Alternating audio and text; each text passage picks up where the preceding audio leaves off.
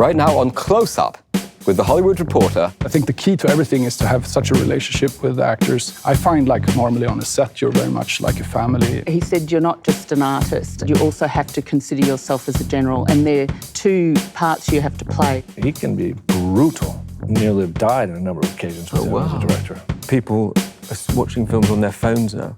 So we're striving for these fantastic epic images, and people who are watching the film are going to watch it on a screen that side. We'll hear from the cinematographers behind the year's most visually striking films. Robert Richardson, The Hateful Eight.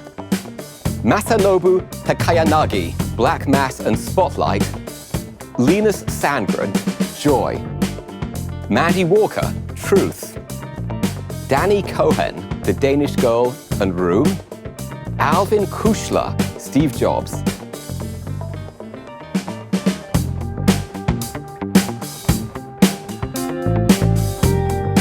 Hello and welcome to Close Up with The Hollywood Reporter. I'm Stephen Galloway, Executive Editor Features. And I'm Carolyn Jardina, Contributing Editor. And let's get started. Okay, what's the toughest part of being a cinematographer? I think, like Seamus McGarvey said, having a strong bladder. And when you don't have, so you don't have to sneak off set. Having a good director. Elaborate on that point. Well, the better your director is, the better your work's going to be, especially in combination with a great production designer. If a great production designer, your work is only improved. And it's that combination of the team that's the most vital aspect, I think. And you've had that relationship with Quentin for quite a long time. Could you talk about that a little bit? I had it with Quentin, I had it with Oliver, I had it with Marty. So it's always been good to be, most of those, I mean, they're relatively word-oriented people. How did it help you with Hateful Eight? With Hateful, it's a very close relationship over the number of films we've been making. So there's a little bit of shorthand, but Quentin is extraordinarily well prepared. This here is Daisy Domergue. She's wanted dead or alive for murder. When that sun comes out, I'm taking this woman to hang. Is there anybody here committed to stopping me from doing that? Well, well, well. Looks like Minnie's haberdashery is about to get cozy for the next few days.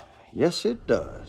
How much prep time do you ask for them when you do? 8 weeks is usually what I get.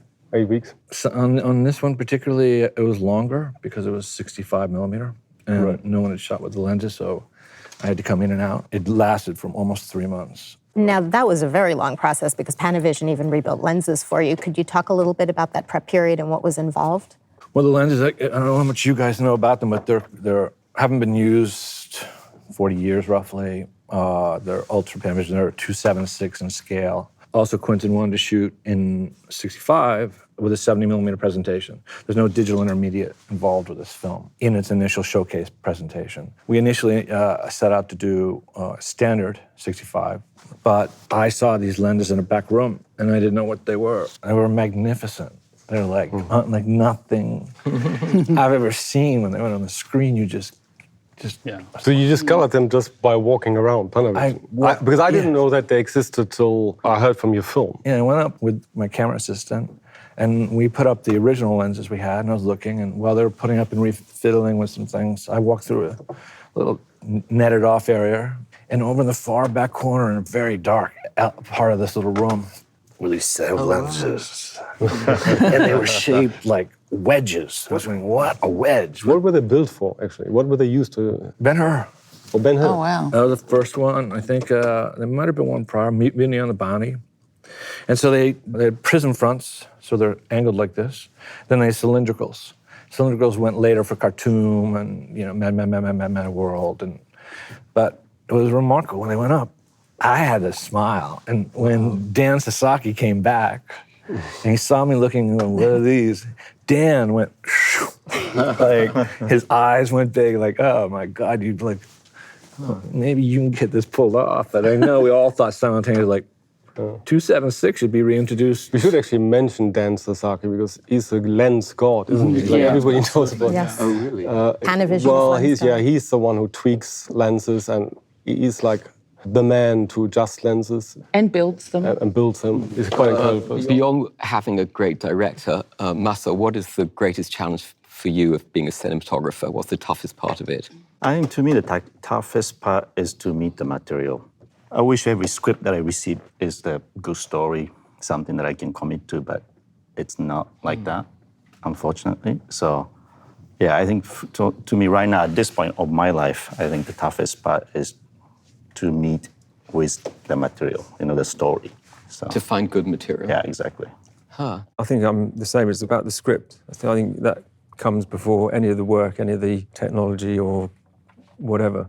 I think a great script can only be made better by good cinematography. But you can have terrible cinematography, but a fantastic script, and it can still be an amazing film. So it's, in a sense, it all begins with the quality of the script. Is it different when you're working with a first-time director? And what are the conversations you have then? Yes, for me it is. And I've worked with a few first-time directors, and it's always been a different experience. And for instance, on Truth, the film I just shot with Jamie Vanderbilt, because he had been a scriptwriter, he had a very clear idea of story. So our first conversations were about that. And he also had a vision for the movie. So it was, it was a great collaboration because it was about working out between us and, as Robert was saying, the production designer, costume department, all the other departments, to service his story. And he's a really smart guy. So, we spent a lot of time pre-production working it out. And but because he had a great idea about storytelling, then that, I think, is, one of the most important things to start with. Why didn't you ask me if the documents were real? Because I knew I didn't need to. Hey. Look, when you go back in there, you hold your head up, you understand? Yes, Dad. FEA.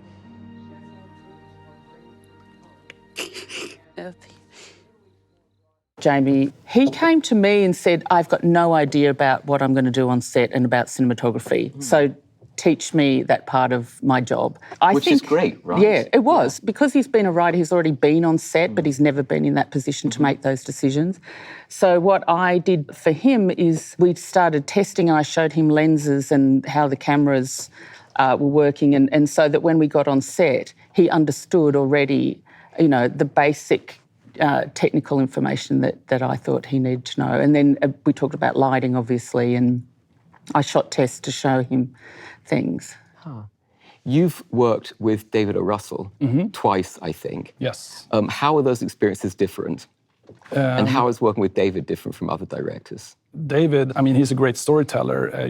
He just needs to open his mouth and he would tell a story about anything. And what's interesting with him is that he processes the film production as a constant evolving creature. It's always like a big piece of art, right? The monster that he keeps trimming and keeps working with. And he's never saying here's the shooting script, this is what the film is going to be.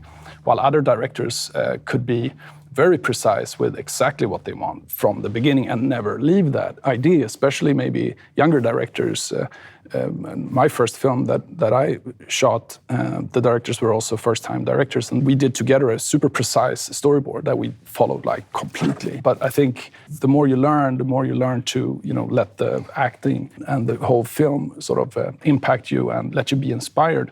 And I think David has, in both American Hustle and in Joy, he kept his process. He has the same process of how he wants the workflow and the film to be, made. American Hustle was very much inspired by, obviously, the plot in the film, but also about the 70s and about Cosmopolitan magazines visually from that time. That gave us the idea of actually shooting it very much like a curious kid following, because of they're conning each other all the time. It's we wanted to see if they were lying or be there with the camera very physically. Joy, on the other hand, he had another approach where, as one part of his inspiration, was very influenced and inspired by black and white American cinema from back in the days, which contains much more mise-en-scene blockings and very much more of efficient storytelling in a way. And that sort of gave us, production designer Judy Becker and me and Michael Wilkinson, ideas about how to start to process the cinematography, because I think always cinematography has to be based in the script and the idea of the vision of the director. Dad, don't go in there. Mom's in there. You can have him back, Terry. I don't want him anymore. What's so much better about being with Sharon? Dad, don't answer that. We went to the Metropolitan Museum of Art. What did you like at the museum? What did I like? I'll tell you what I liked. I liked the ancient Roman statues. I liked the medieval armor. I liked the Etruscan jewelry. Museums I liked are going full to the of dust cafe, and death. having an espresso, a nice Okay, panini. enough. That's what I liked. You had a panini in a coffin, Rudy.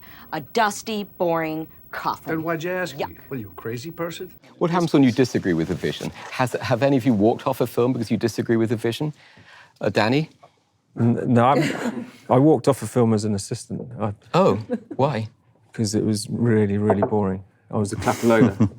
Wow, that's bold. No, it's just life was too short. It was just I was quite pleased with myself in the sense that it reached the point where I could not go on. Did you then land another job? No, I didn't work for quite a while. Oh, wow. Were you still pleased with yourself? I think the graph went downhill. What about you, Alvin? I had a standoff once with a director actually who I really admire and like, Michael Winterbottom. It was my second film. It was like a year after my first film, Ratcatcher, which, I walked away from Ratcatcher to thinking, oh, that's bloody nerve-wracking filmmaking. And I was very unexperienced. We were all like first-time HODs, threatened at various points to get fired and sacked. And I just walked into this new film. And there was this standoff, just that there was one scene where apparently I used too much lights, on a night exterior. Michael Winterbottom wanted to shoot. And Danny and Michael said, in 3 days we have got this bar scene coming up. It was a period film, all these little oil lamps. And he wanted just to use available lights. And I said, Michael, it's not going to work. You're just going to see a sea of little dots. No, we're going to test it again, and we just add more lights, and it's going to be fine. We just use available lights. And I was fortunate enough that I had a test to show him that it didn't really work. But I felt so exasperated at this point that I said, look, if filmmaking is that nerve-wracking, it's probably not for me. And I said, look, if that's the way you want to do it, you're probably better off to find a documentary guy. And it was good that, it was the first time I really had to stand up and to say, because I really truly believed it wouldn't work. And then we came back at the negotiation table and we negotiated how I would light it and how many lights I would use. So that was an interesting experience for me as a young. What did you learn from that? Well, I guess you learn to some degree. You have to, I think all HODs, I think it's also the same with production designers. I think we all truly have to try to understand what the director tries to achieve and how he's trying to achieve it. But I think we all agree that I don't think that's always the case, that they're always right in every aspect. So I think our job is also to really support completely the vision, but also be the devil's advocate. There should be some friction, I think, with all good creativity. Martha, should there be friction? I think so. You seem very nice. Have you had friction? Not really, but inside, yes. Internally, probably. I don't, take it externally, But I think those friction, it will be, in a sense, it's a good challenge, right? So I always think it's not necessarily friction. I think you want to be working with directors who are always going to push you. Because you can it's the sort of thing where you could tread water quite happily. But it's also our job to, I think, fight for the film, for the best of the film. If you fight for the best of the film, it could be that you're right, and if the director and you have that collaboration, you could have those fights about what is best right now for this. But I think being in an uncomfortable place by a director kind of saying, what I'm after is this, and constantly pushing the boat out, I think that's where you end up producing stuff that you even surprise yourself that you're capable of. Where did Tom Hooper put you in a zone that wasn't your comfort zone? Yeah, I think a lot of the time it's because he's always. One of the things he's always passionate about is big wides, and then never really giving you the time to light close-ups. So you've got to come up with a solution where you can jump from a wide to tight as quickly as possible and kind of make things work in the best sort of visual style that you're trying to sort of. Danny, I recently interviewed Tom Hooper, and he said you're a real maverick on set. So what makes him say that?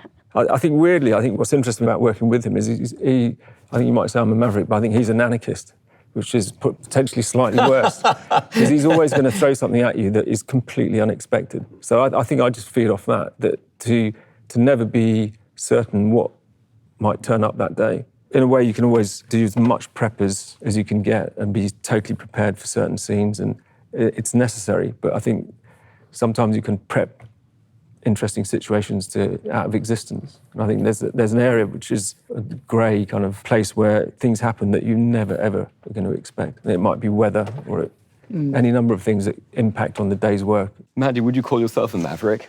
I suppose. I mean, I like Danny was just saying, I like to have a challenge. I mean, I did a film called Jane Got a Gun, where I had to take over from Darius Konji and I had no prep and I had to walk in on the first day, I'd never met the director before, and say, "Hi, I'm Mandy, what are we doing?" Which director was it? Because it was Gavin O'Connor. Right, Lynn Ranty exited. That's before you came in, right? Yes. So Darius exited with Lynn. Yes. How on earth did you do that? Well, that's where I was actually really excited about it, because I suppose I'm in a position in my career where I feel comfortable about, you know, working on the fly and making decisions really quickly. And really both of us, like Gavin and I, he can think really quickly. And so once we kind of had very quick discussion about what the film was and the story that he wanted to tell for this script, and the script did change a lot during the shooting, was I just worked from here. You know, I just worked from my experience and also just a gut feeling about what was right for the situation.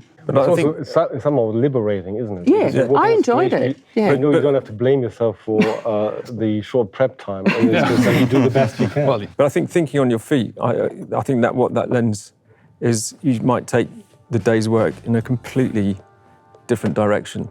But as long as it's what's telling the story, and it becomes a better way to tell that story.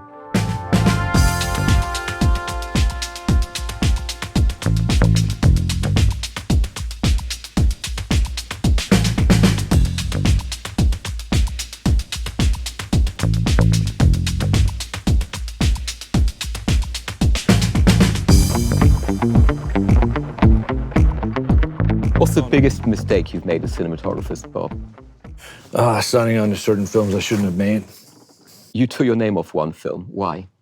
You knew I was going to ask that question, right? I kind of knew you were going to do that. I took my name off World War Z because it was a digital show. We worked very hard in coming up with lookup tables. And I was advancing 3, 4, 5, 6, 7 LUTs on a shot. And I'd go back to the trailer and do it after every scene. I'd go back as often as I could. And I'd combine them to find a new look. And even between the shots, I'd change the lookup tables. And they were pretty radical, but they were the look that the studio had also agreed upon. There was no disagreement from the studio nor the director. He and I were pretty much very similar in mind, Mark Forster. And what ended up resulting was that they basically dropped it all. Paramount released it. They dropped what? The lookup tables? All the lookup tables. Oh. So they chose their own lookup tables. And then a little later, they decided they're going to release it in 3D. And I felt as a cinematographer, I was at a point in my life where, okay, I think you have to take some strength for all of us that can't do that. Like, all right, so Paramount's going to be angry with me. It's going to result in a conflict. I decided I was willing to take that conflict on, basically because so many other people should be protected, and no one's protecting us. The truth is that a lookup table can be changed by anybody. And your look, no matter how hard you struggle at something, can be something completely different. And that doesn't matter whether cinematographers or costumes. I can change the color of any costume I choose to change. And so can the studio. So if the studio has the right to change your things, you hope that you have some artistic position that you can battle them, and we don't have any artistic position. There's no legal position we can take. What are the consequences of taking your name off a film? I haven't seen Paramount send me one script for a few years, so I suspect that. Don't worry, those executives will all change pretty soon. So. Master, what's the biggest mistake you've made? That's a good question. I don't know, it feels like every day is a mistake anyway on set. But, like everybody says, I think mistake's a good thing, you know? I don't have any memorable mistake. I try to always feed off the mistake, feed myself of the mistakes. Is there a mistake you've learned from? I mean, every movie that I shot, if I watch it, I go like, oh, here, But then I kind of decided to make me believe in a way that that's the way I felt about the story in that point of my life. So if I shoot the same movie, the same script now that I shot like 5 years ago, probably different. So I don't see it as a mistake. It was me doing that in that particular time of my life. So, now I enjoy the thinking of that way. And I mean, the way that I feel is different, This morning, now, later, today, it's probably different, you know. So I think it's just it's kind of interesting way to. I don't know. I'm interested how the others think about it. I just think when I did technical mistakes on film, I sometimes really liked my mistakes, or I just discovered something. I appreciate my mistakes, technical mistakes. If you do something technically wrong on digital, you A, spot it really fast, and B, it never looks like a great accident. It just looks bad. I don't know how the others feel about it, but you also go more into trying to find sort of artifacts that you could like in digital, because it's hard to get it look interesting. So you have to find sort of shitty lenses or to get it soulful, Now, Alwin, with Steve Jobs, you shot the 3 acts, one in 16 millimeter, 135, and then one digitally with the Arri Alexa. Could you give us an example maybe from that film? Well, I can't remember that. Like, it wasn't so much technical mistakes. Like, I did technical mistakes, you know, in my first ever film. But like, Steve Jobs was just fun to shoot. I mean, it was one of the first ideas which came to my mind, that Steve Jobs was taking us to a digital age. And it was also partly that when we walked in these spaces are very sterile corridors lit by fluorescent lights and everything. And you kind of, I think as a cinematographer, you don't go in these spaces and think, that's going to be, you know, that's going to be delicious to kind of work with. You kind of go in there and think that's like horrifying space actually to start with. You know, I felt like the 16, apart from helping the story of like advancing it to the digital age, I just thought it would also mirror the, you know, the spontaneity of the early Steve Jobs. You know, I feel like with 16 mil, you can very easily sling it around, put it here, put it on your shoulder. It affects the way the Steadicam works. The Steadicam is lighter and it feels a bit more sluggish to the Steadicam operator. So it feels a bit more spontaneous. So there's certain implications the technique brings with you. But also, I thought like it helped these spaces. More just grain was just giving it something more soulful or interesting than if I would just have shot it on digital, because digital, everything is sharp and everything is in focus. Whereas the 16, I think you were just looking more at the faces than if I would have shot it on digital. You're trying to publicly paint me as a slut and a whore. Believe me, I'm not trying to publicly do anything with you. 2 million people read Time. How am I supposed to? It would be more to... if they put me on the cover, but Dan Cocky decided to kidney punch me. I'm sorry? I said I applied for welfare yesterday. The Time article said your Apple stock was worth $441 million. And I wanted to ask you how you felt about that. Mandy, what's the biggest mistake you've made? I think, like the rest of the guys saying, everybody does make mistakes throughout your career, because you're always trying to do different things. You're always in different situations. But I have to say I agree with Masa. I look at my mistakes and I learn. Well, I do learn from them, but it was, for me, the right decision at the time. And I suppose that's why I do a lot of testing too before a film, because every movie offers a different opportunities for you to try stuff, or because every film's its own entity, you are doing something different. So that's why I try and do a lot of tests. Do you feel as a woman in an industry that's very dominated by men that people judge you more harshly, or they're looking to find mistakes? Well, if they are, I don't know about it. It really, for me, I don't think of being a woman cinematographer. I think of myself just being a cinematographer. So I never look at it like that. But I know maybe people have thought that and I just don't know about it. Has that changed? Is it easier today than it was, say, 10, 15 years ago? Yeah, I think it is. I think it's changing, and I think a lot of people have looked at the figures and seeing how few women there are in my job, and that it's become obvious to everybody, whereas I think before they didn't really think about it. It was traditionally men did my job and nobody looked at it otherwise. But I see a change. I see a lot more women in the camera department. You know, I have interns that come out and half of them are women, half men. You know, I do think that it is. I mean, I always think that I don't want to be treated specially for being a woman in my job. I just want to have equal opportunities like everybody else, you know. Robert, you were married to a woman cinematographer. Do you try to bring women into your crews? Yeah, we do. We try to, most of the films have always had a very strong split on that. Usually the second, the lowers, we bring interns in. A number of them moved up, Amy moved up, a number of people that I've worked with through the years. I think women are vital. I mean, in my own opinion, I wish there were less men. Yeah, more women. Absolutely. What about the rest of you? Yeah, no, I mean, I think I've seen it as well, that people, start as assistants, loaders, focus pullers, and in the UK, there are definitely more women now in the department as focus pullers than there were 10 years ago. It's a huge change.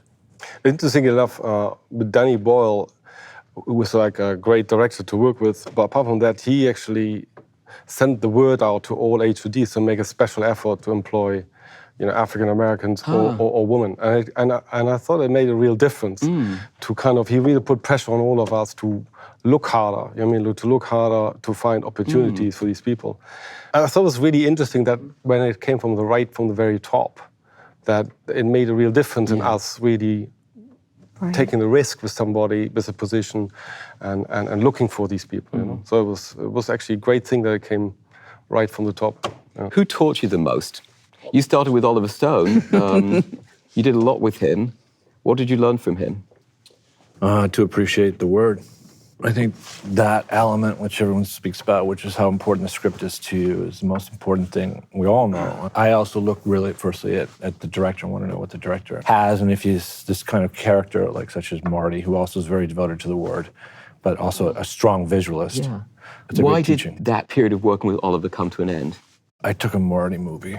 And his film got delayed, and so I took Marty's because his got delayed, and then it could have fit, but he felt it was a betrayal. And that betrayal is sort of, there's one line, it's just, you're either on this side or this side. Oh, wow.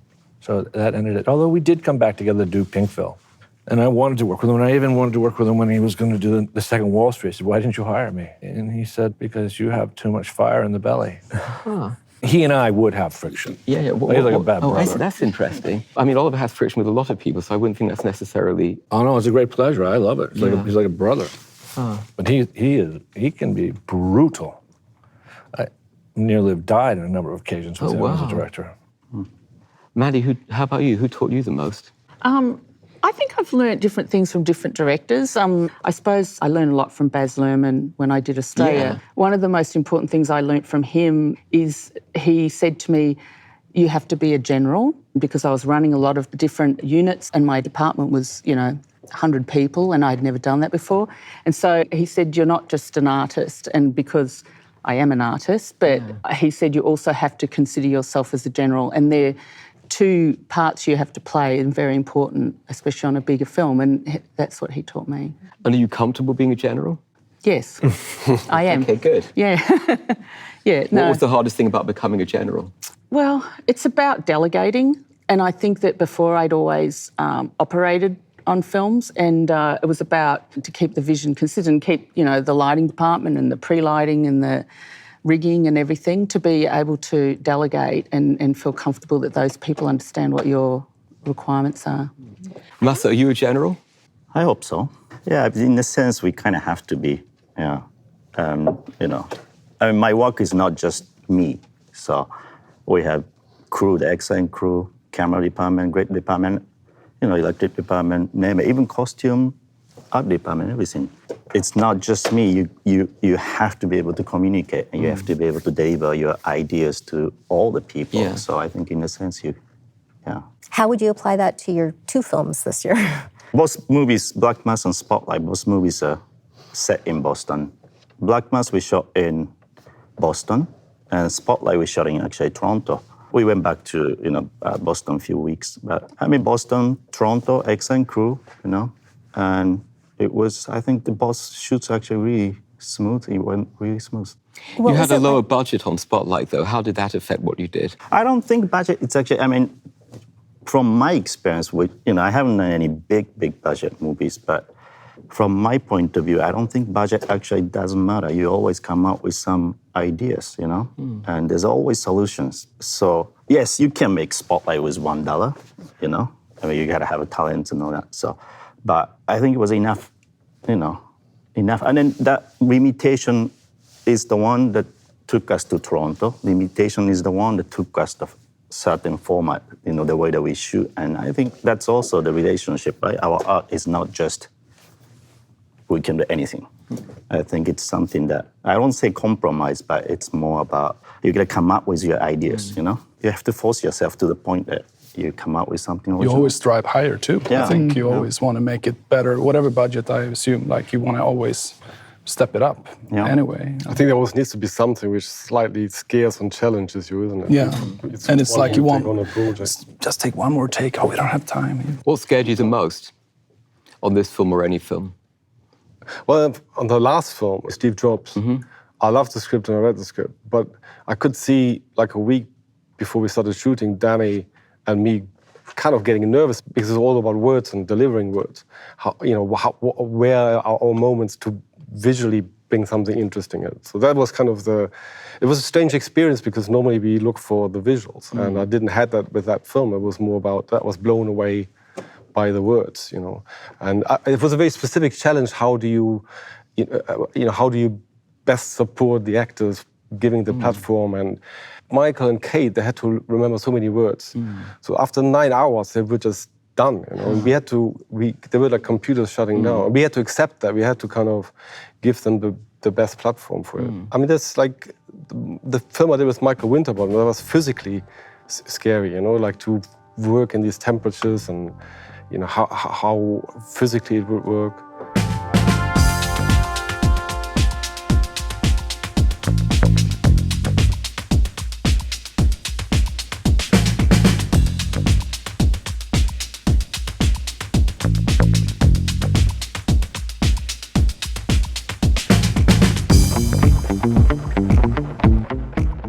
I want to pick up on something that Bob mentioned earlier. Now that we're, in a digital age, the filmmakers, the studios can literally change anything about your work in post-production. How does that help your job, and how does that challenge you? The weird thing that's happening at the moment is, so we can shoot digital, and there's the move to get bigger and bigger cameras, bigger and bigger resolution, bigger and bigger cinemas, and there's this kind of misreading where people are watching films on their phones now. So we're striving for these fantastic epic images.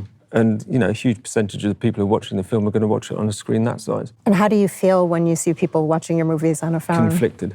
I think it's just, it's an impossible situation. I mean, it's the audience is kind of just sort of fragmenting in a way.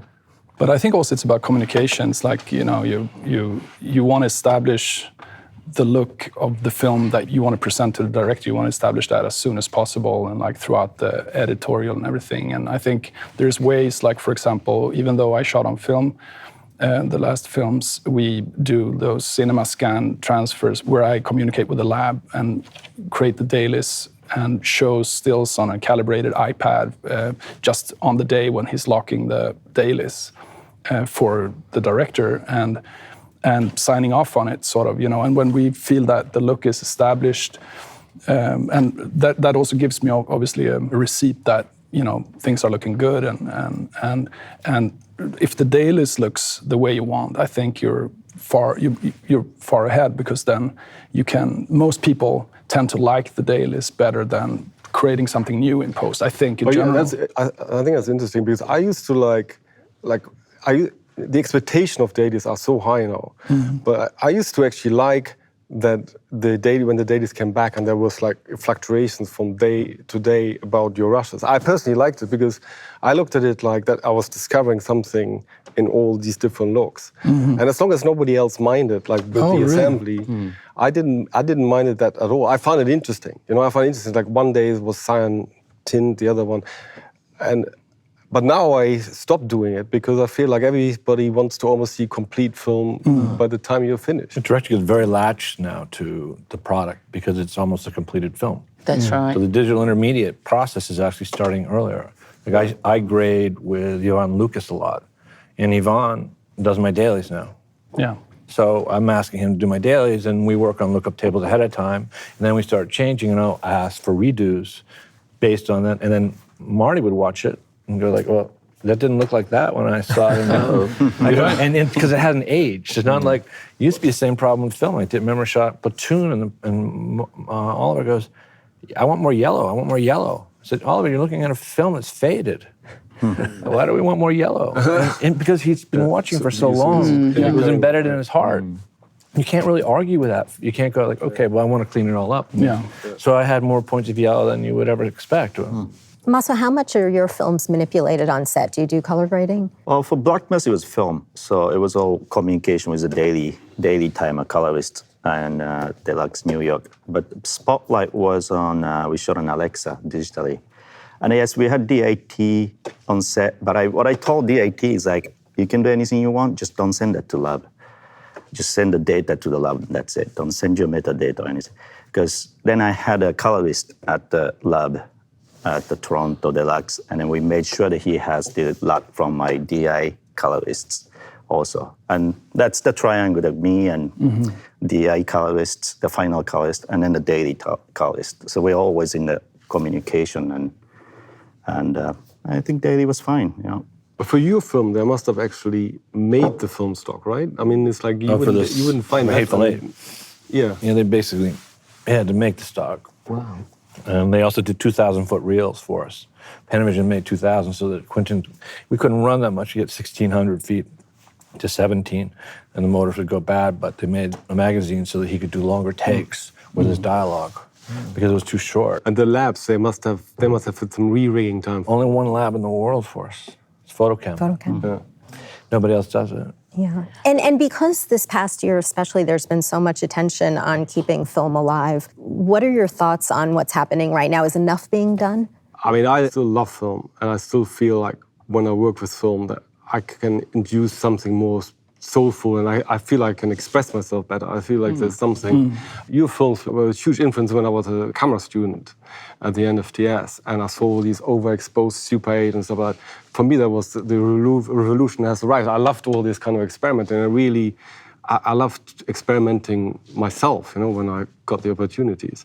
So I feel like the expression is, for me, is film, the spectrum is still so much more bigger, you know. But I think the problem in London is that the infrastructure around making film plausible is slowly falling away. That's the tragedy. So all the technicians who support work at the lab and have years and years of knowledge, that's just evaporating. The technicians are fading away. Yeah, it's we're still going to need the film. You know, we're going to need it around in order to keep it artistic enough to give us tools enough to work with, because the medium is a really important tool, whether it is digital or film. Maybe digital is better for certain films, and maybe Super 8 is better for certain films. And it's a huge limitation to not have the option to choose medium, you know. But it becomes harder fights, right? Because we're being told it's like, oh, film is more and more expensive, so you need like directors who is just as passionate about it as we are, and say, no, we are going to make it work somehow. You told me a really interesting thing. Somebody, in order to be able to shoot and film, you lost the position on your crew, right? Yeah, on Tracks. Truth? No, on Tracks, the film Truth was shot on Alexa. On Tracks film I did with John Curran, he was so passionate about us shooting film out in the desert. You know, he really wanted to shoot 35mm anamorphic. He had his first discussion I had with him, he said that's what he wanted to do. And the numbers kept coming back saying it was too expensive because we had to ship the neg out. And in fact, it was the last film to go through Deluxe in Sydney in Australia. It closed down after this. But he let go of the script supervisor position to be able to shoot on film. And that's an important position, wow. Yeah, That's interesting. we all just had to deal with it. The editor was on board and the camera department took more notes, and that was the sacrifice that he made. Did you have those conversations with Truth? No, in fact, from our very early discussions, Jamie had said to me he felt that digital was the right way to go because we could do long takes, basically. And also most of the film is set in offices and boardrooms and not so much day exteriors, and I felt that it was the right decision. Have any of you thought of directing? Bob? No? Yes, maybe? No. Why? Not seriously. It's complicated.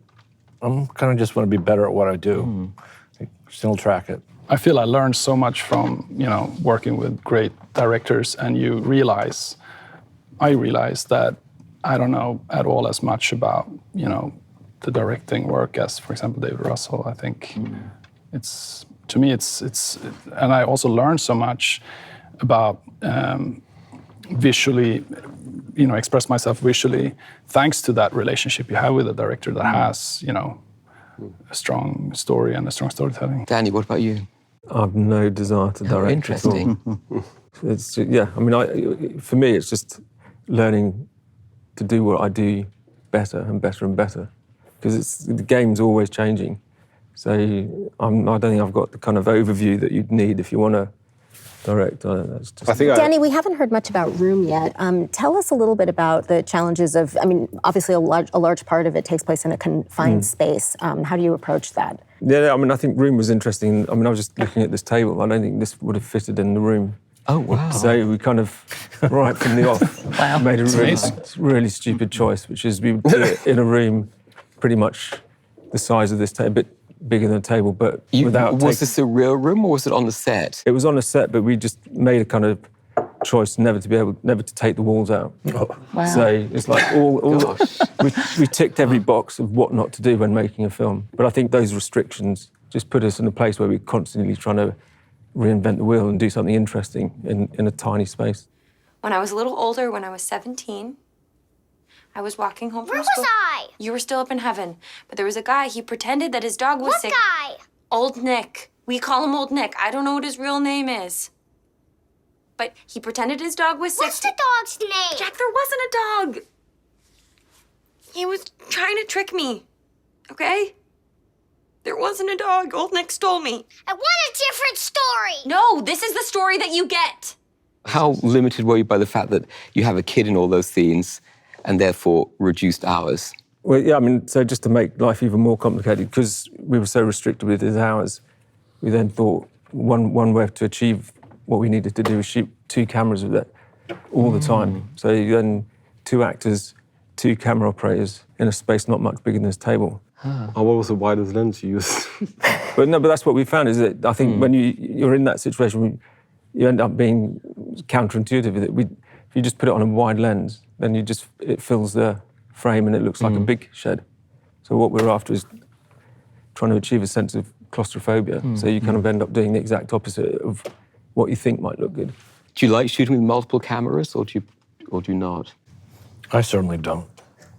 I think for me it depends. It depends on what you're shooting. Yeah, you can get a lot of footage with many cameras in certain scenes, but you focus, I think, much better shooting 1 camera at a time. I mean, like, for example, with David in Joy, we had 2 Steadicam operators just because we knew from American Hustle how much we had to be with the rig to be able to go from a shot spontaneously into another shot. And on Joy, we did the same thing, but we shot very much deliberate single frames, 1 camera at a time. Sometimes, like normally you could do 2 cameras, but we shot almost the entire film 1 camera at a time and focus on 1 camera.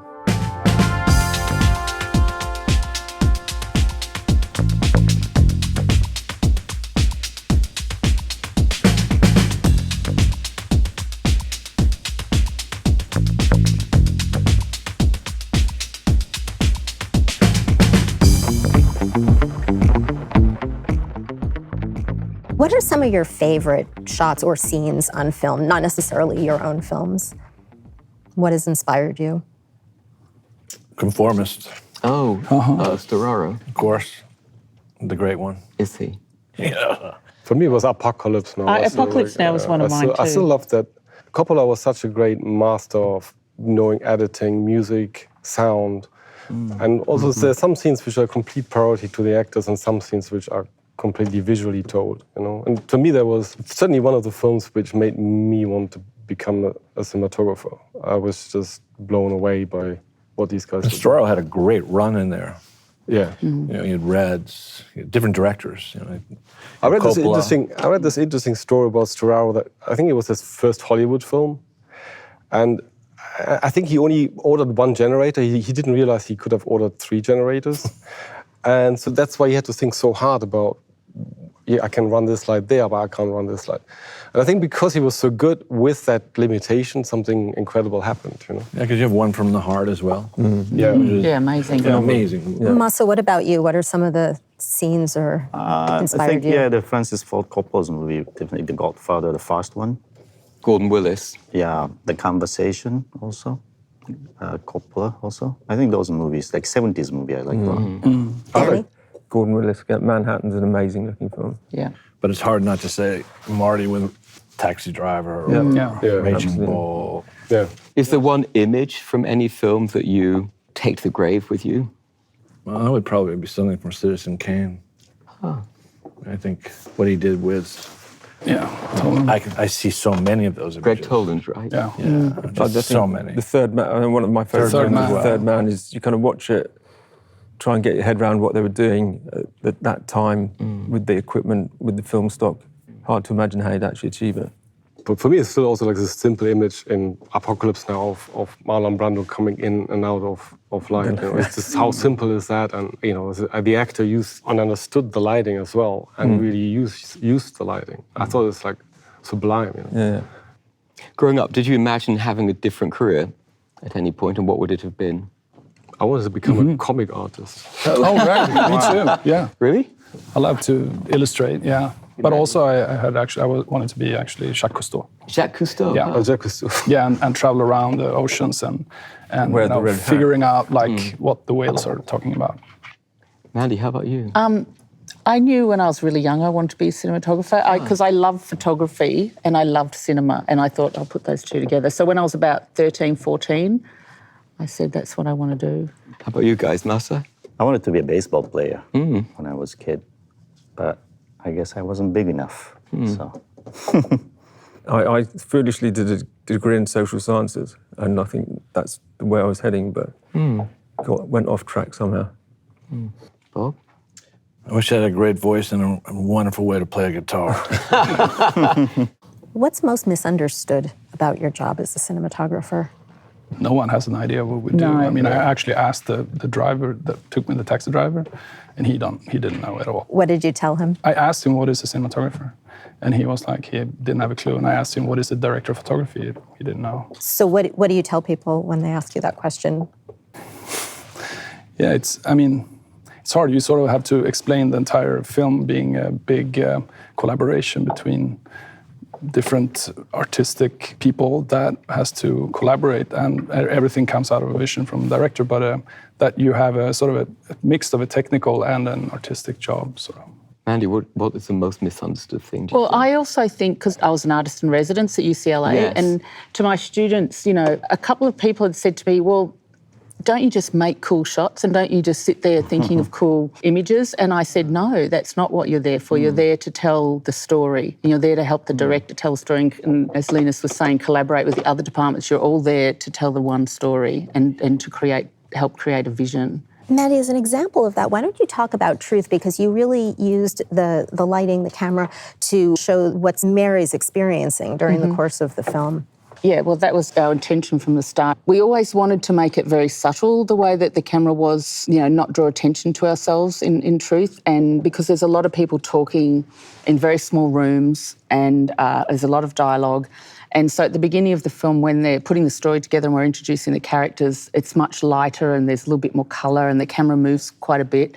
And there's a few unmotivated camera moves that kind of take you from one place to another. And then as the story turns and Mary's becoming questioned and the bloggers are questioning the story and the validity of the documents that we used as evidence, we stop the camera moving and the lighting change. It's very subtle, but there's a little bit more contrast. We put Mary in the centre of the frame more and we lessen the depth of field. And by the end of the movie, when she's in the panel that are making the inquiry from CBS about how she put the story together, we had almost black room and everybody had black clothing and it was all about faces.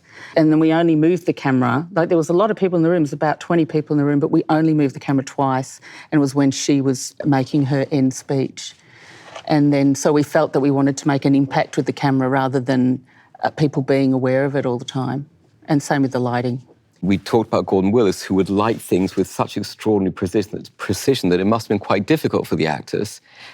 How much do you factor that in? And what's the hardest part about working with actors? Yeah, I think what's changed a bit is that directors definitely like the freedom to let the actors do what they want, to come up with stuff that, again, might not necessarily be scripted. So I think sometimes you have to light in a more, you're lighting spaces as opposed to sort of specific chairs or whatever, where the understanding is anything could happen. And I think that's sometimes really interesting because you get stuff that you would never predict. Could you give us an example on one of your films this year? I mean, on Room, I think we kind of went in with that notion just because Jake I think he was 7 when we shot it. So trying to pin him down to anything would have been, I think, exceptionally unfair. And so giving the kid the freedom to just do what he was going to do or what he felt like doing meant I think you got a much more authentic performance. When you did Black Mass, did you talk to Scott Cooper about films like The Departed, like The Godfather, that both of you know well? Yeah, I think the movie that came up between Scott and I was those movies, like Coppola's movies, 70s movie. The Conversation came up a lot also. Godfather, first one, second one came up a lot. So yeah, I mean, we are definitely influenced by that. And when you're working with a star like Johnny Depp, how do you do things differently? I don't know, we did anything differently, to be honest. What I did pretty much was lit the set as a space. And we didn't even particularly bring in diffusion because it's Johnny. I mean, also the character, too. I mean, it was very appropriate that we left it kind of shadowy, and even sometimes I don't even see his eyes, you know? Yeah. So I think it's nothing, you know, special. I mean, we had a great actors, and then really it was a great position to be by the camera to see, you know, witness the great performance. It ain't ratting, Jimmy. It's an alliance.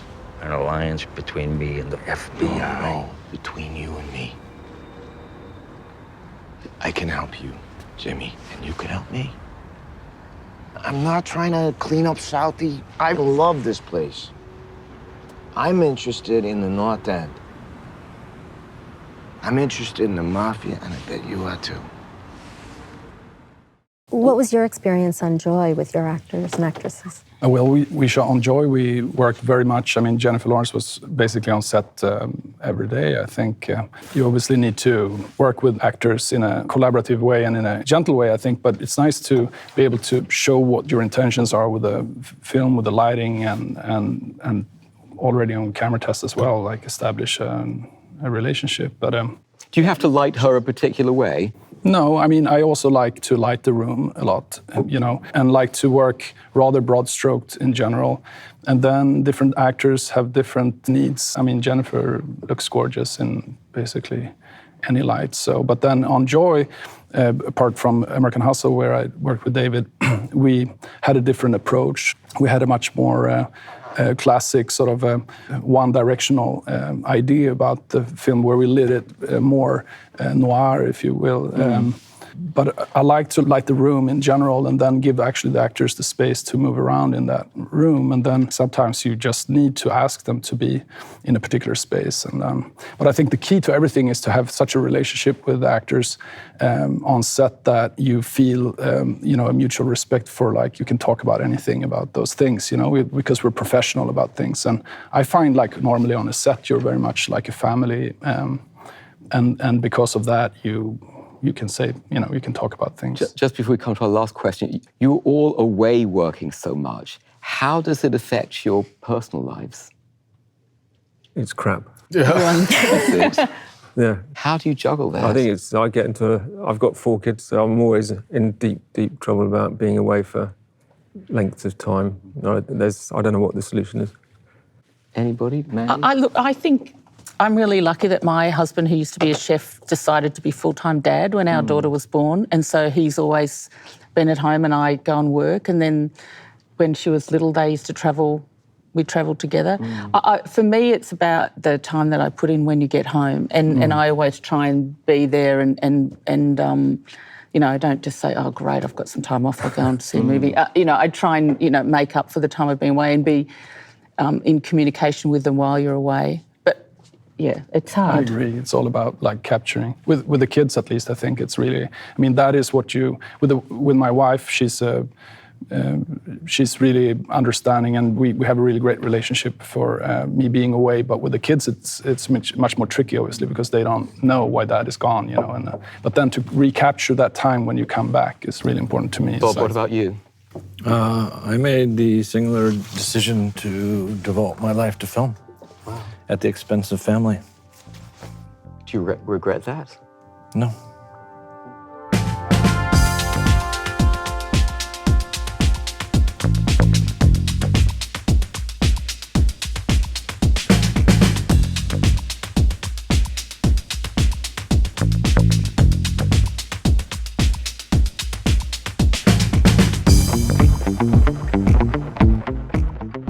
We're running out of time, but we wanted to hit on two more topics quickly. The first one is increasingly we're using CG and green screen, not just for quote-unquote visual effects-driven films, but in an invisible way. What are your thoughts, and when do you like to use these techniques for your own movies? I think I love directors who really try to avoid it themselves, and who think of any possible way of avoiding it. Because I think when you spend a week in front of a green screen, I think it drains the energy of everybody, especially the actors, because you don't respond of ideas of how the lens can skim the surface and how you might use the focus because of you're responding to a real environment. So I personally really not fond of it, but it's a compromise always. Sometimes it's always compromise for stunts. You or have for to do it sometimes, but if it's not, if you can do it in another way, it's much better to do it in camera because it's going to look much better.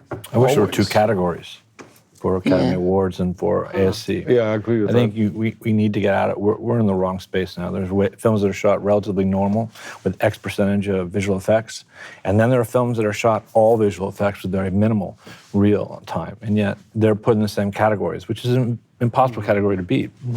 I mean, I love Chivo. Gravity was shot with brilliant ideas in mind, but it's a visual effects film, and so was, there's a number of films that we all know that all won visual effects, because they're visual effects films. They used to have one for black and white and one for colors. Yeah, and that's what I think. I agree. They should have two different ones. Because I don't think anyone. I know people that actually thought in Life of Pi they really got those shots of the end of the whales. Really? Got the shot of the whales, did they? Excellent. Yeah, absolutely. And then there is films where they actually shoot whales. And they really shoot them. So I think there should be two categories to even it out. Okay, last question. What director, living or dead, would you like to have worked with, and why?